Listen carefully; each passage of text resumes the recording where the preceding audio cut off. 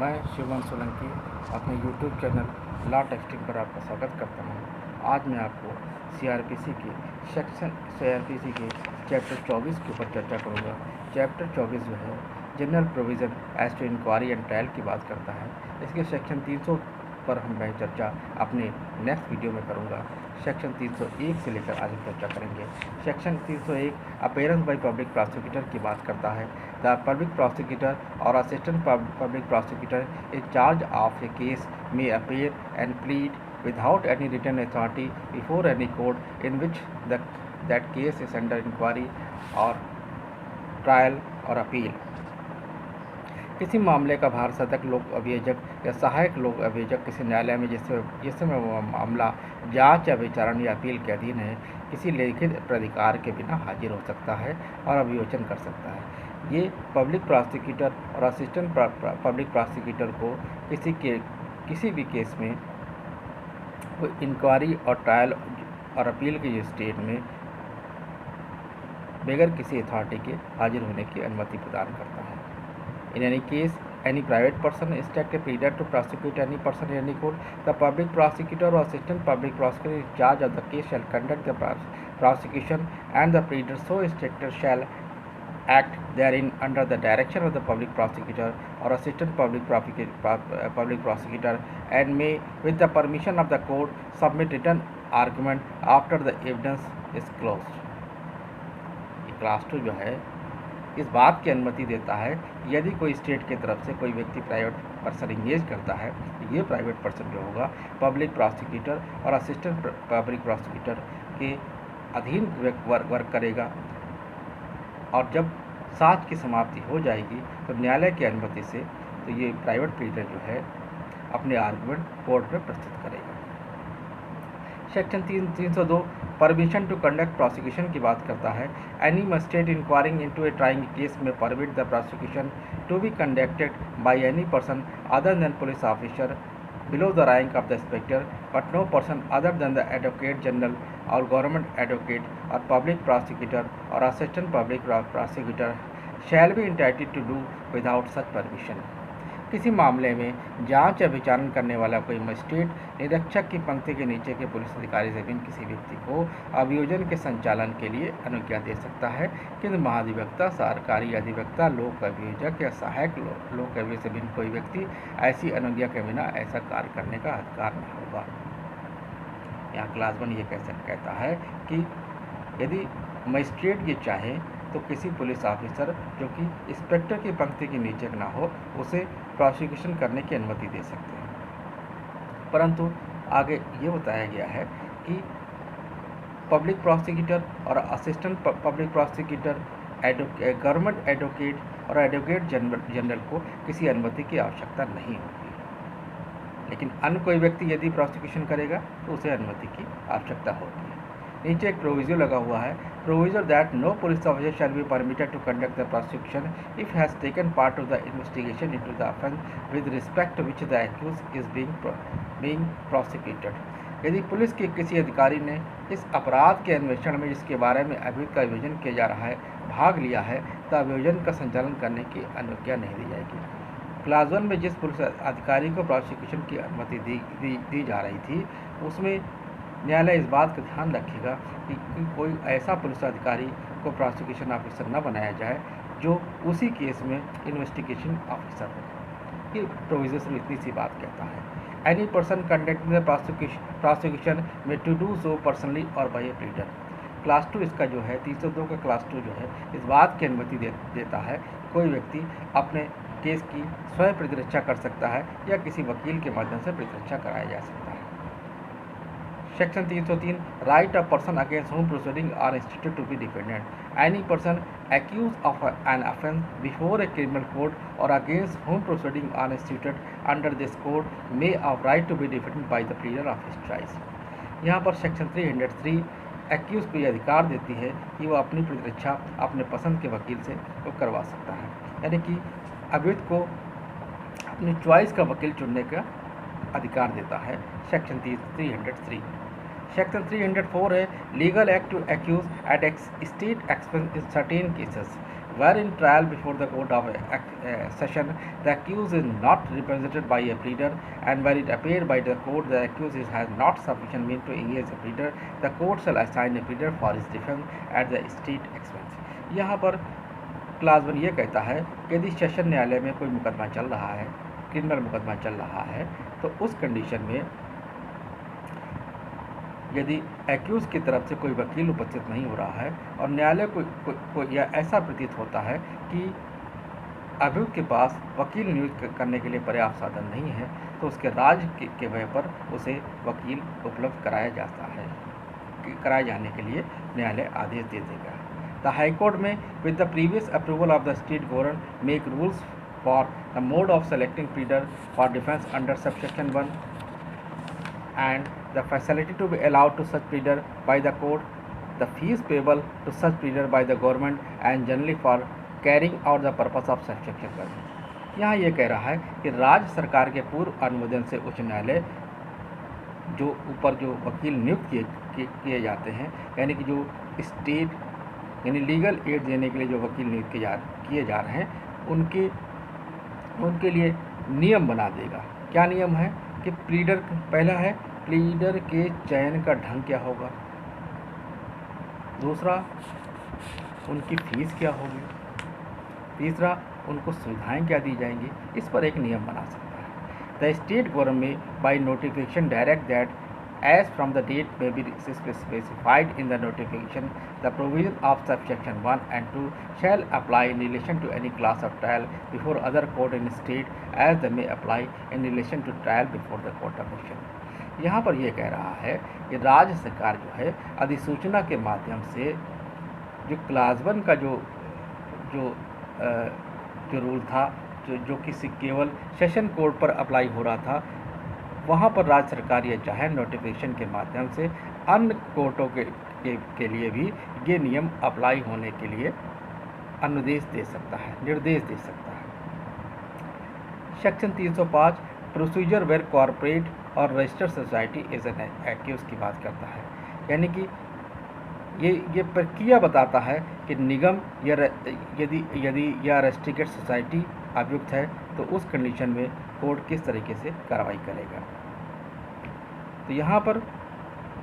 निगम के अंदर निगमित कंपनी या निगमित निकाय या रजिस्टर्ड सोसाइटी आता है।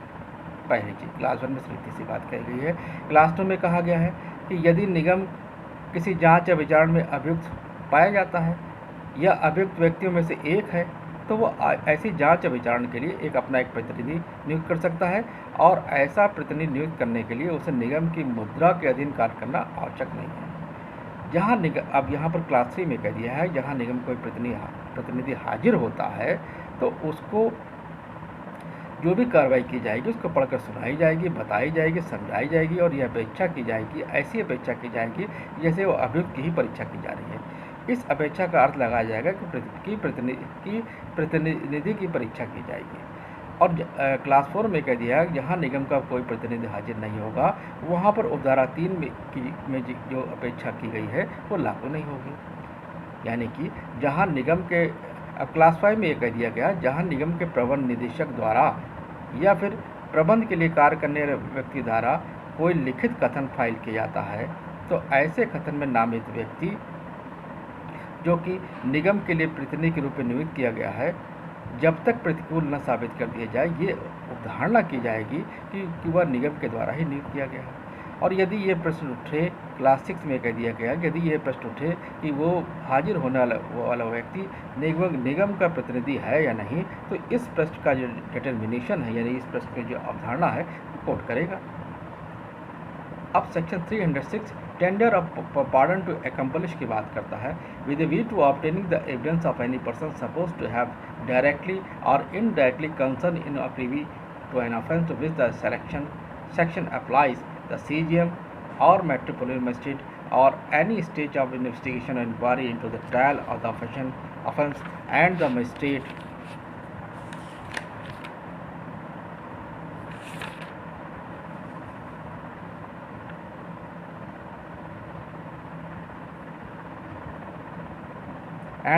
of the first class inquiring into and or trying the offence at any stage of the inquiry or trial may tender a person to such person on condition of his making a full and true disclosure of the whole of the circumstances with the knowledge to relative to the offence and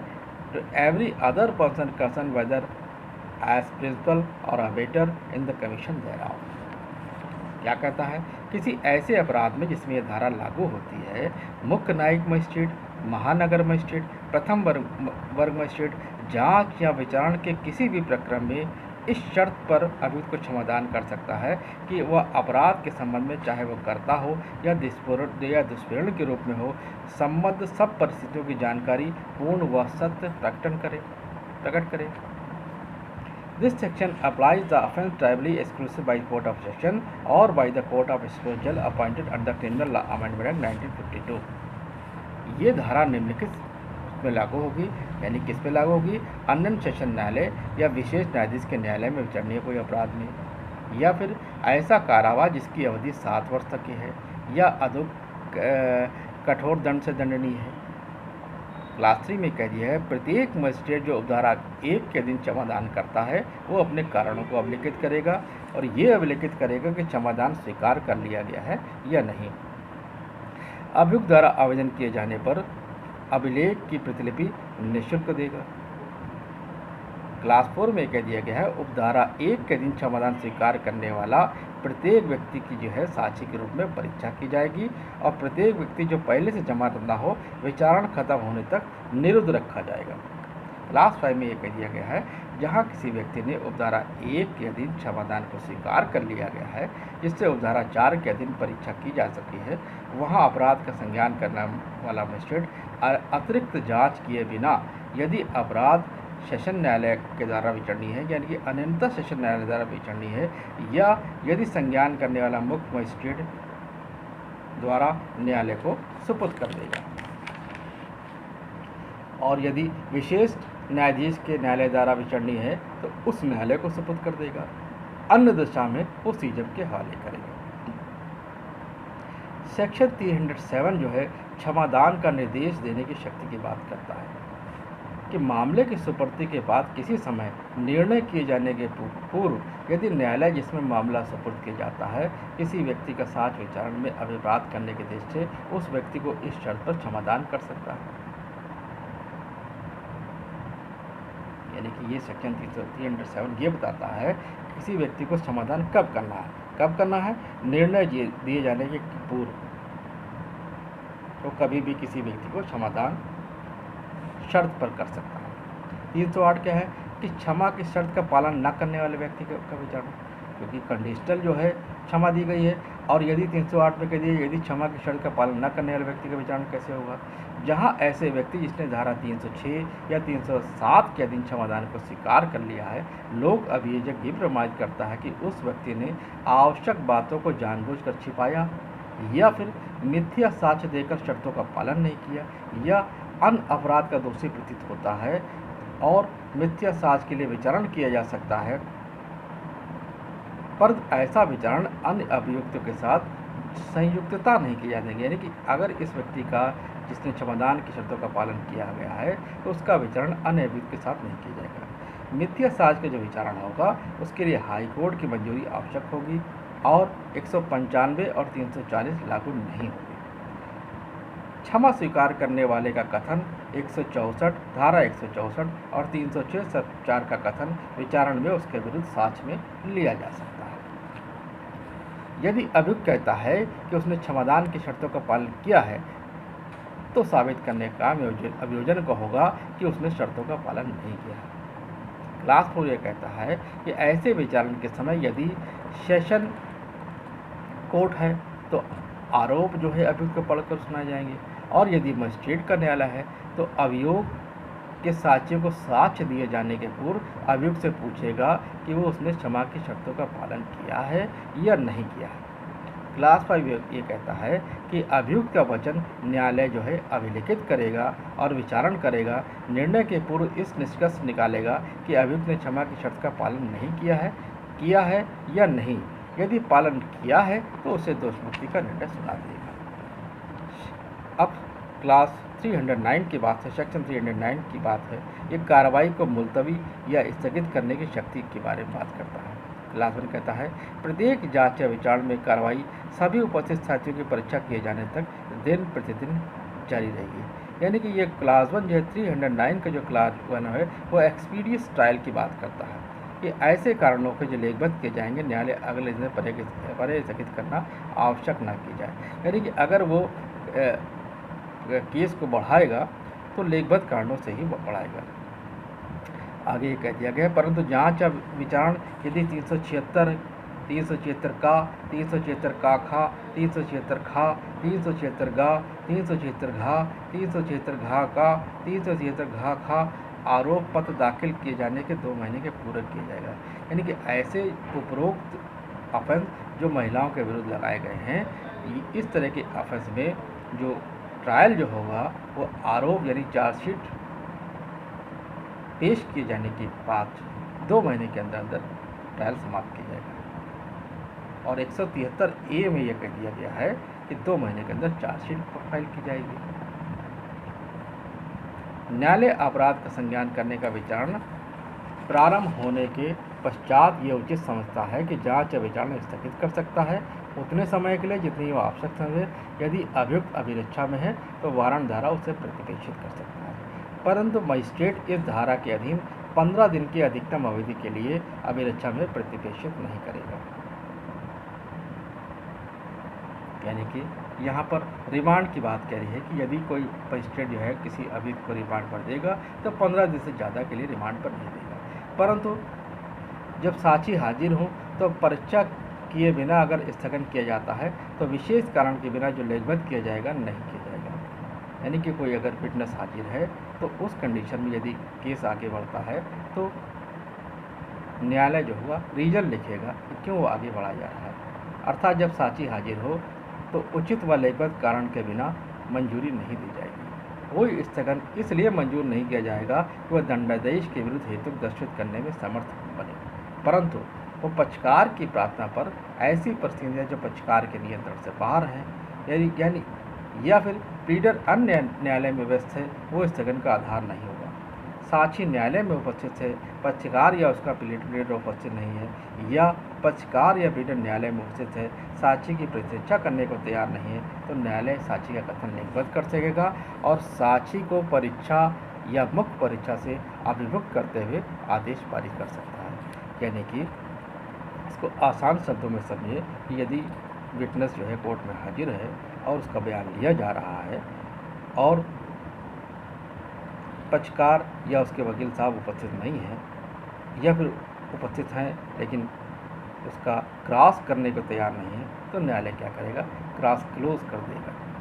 स्पष्टीकरण 1 है यहाँ पर दिया गया है, ये संदेह करने पर कि पर्याप्त साक्ष्य प्राप्त कर लिया गया है और प्रतिपेषण करने पर अधिक साक्ष्य प्राप्त किया सकता है, वह प्रतिपेषण के लिए उचित आधार होगा। यानी कि रिमांड देने के लिए जो ग्राउंड है वो स्पष्टीकरण 1 में दिया गया है। ये स्पष्टीकरण 300 सेक्शन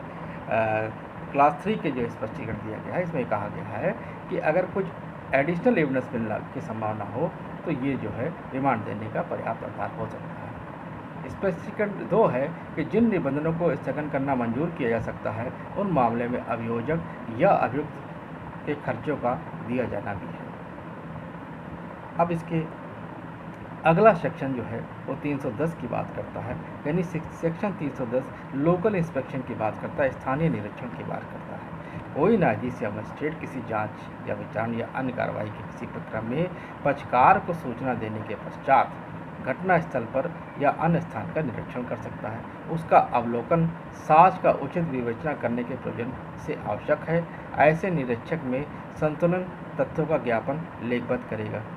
और ऐसा ज्ञापन अभिलेख का भाग होगा और अभियोजक, परिवादी, अभियुक्त या अन्य पक्षकार के ज्ञापन की प्रतिलिपि निःशुल्क दी जाएगी। यहाँ पर सिर्फ 310 इतनी सी बात कह रहा है कि कार्रवाई के किसी भी प्रक्रम में पक्षकार यानी पार्टीज को सूचना देने के पश्चात न्यायाधीश या मजिस्ट्रेट जो है घटना स्थल या फिर किसी अन्य स्थान का परीक्षण कर सकता है जहाँ पर उसे ये लगे कि ऐसा परीक्षण करने से साक्ष्य की विवेचना करने के प्रयोजन के लिए आवश्यक है। ऐसा ज्ञापन अभिलेख का भाग भी माना जाएगा। और इस ज्ञापन की प्रतिलिपि अभियोजक, परिवादी और अभियुक्त को निःशुल्क दी जाएगी। सेक्शन 311 आवश्यक साक्षी को सम्मन करने या उपस्थित व्यक्ति की परीक्षा करने की शक्ति बात करता है। कोई न्यायालय इस संहिता के अधीन जांच या विचारण या अन्य कार्रवाई के किसी प्रक्रम में साक्षी के तौर पर सम्मन कर सकता है यदि ऐसा व्यक्ति हाजिर हो। कोई न्यायालय इस संहिता के अधीन जांच या विचारण या अन्य कार्रवाई के किसी प्रक्रम में साक्षी के तौर पर सम्मन कर सकता है यदि ऐसा व्यक्ति हाजिर हो। यदि वह साक्षी के रूप में सम्मन न किया गया हो तो उसकी परीक्षा कर सकता है। जिसकी पहले परीक्षा की जा सकती है उसको पुनः बुला सकता है और पुनः परीक्षा कर सकता है। यदि न्यायालय का किसी ऐसे व्यक्ति का साक्ष्य आवश्यक प्रतीत होता है तो ऐसे व्यक्ति को सम्मन करेगा, परीक्षा करेगा और पुनः बुलाएगा। सेक्शन 311 जो है सिर्फ इतनी सी बात करता है। ये बहुत इंपॉर्टेंट सेक्शन है। सेक्शन 311 का नमूना हस्ताक्षर या हस्तलेख देने की शक्ति के लिए व्यक्ति को आदेश देने की मजिस्ट्रेट की शक्ति की बात करता है। यदि प्रथम मजिस्ट्रेट को समाधान हो जाता है किसी अन्वेषण या कार्रवाई में नमूना हस्ताक्षर या हस्तलेख यानी कि हैंडराइटिंग देने के लिए किसी व्यक्ति को इसके अंदर अभियुक्त भी है तो वह इस आशय का आदेश कर सकेगा कि ऐसे आदेश में वह व्यक्ति वह निर्दिष्ट समय और स्थान पर पेश किया जाएगा, उपस्थित होगा और नमूना हस्ताक्षर या हस्तलेख देगा। परंतु इस धारा में आदेश तब तक नहीं दिया जाएगा जब तक उस व्यक्ति को अन्वेषण या कार्रवाई के किसी समय गिरफ्तार न किया जाए। अब इसके अगले सेक्शंस के बारे में मैं अपने अगले वीडियो में अपना चर्चा करूँगा। यदि आपको मेरा चैनल समझ में आता है तो कृपया इसे लाइक करें, सब्सक्राइब करें, शेयर करें। जय हिंद, जय भारत।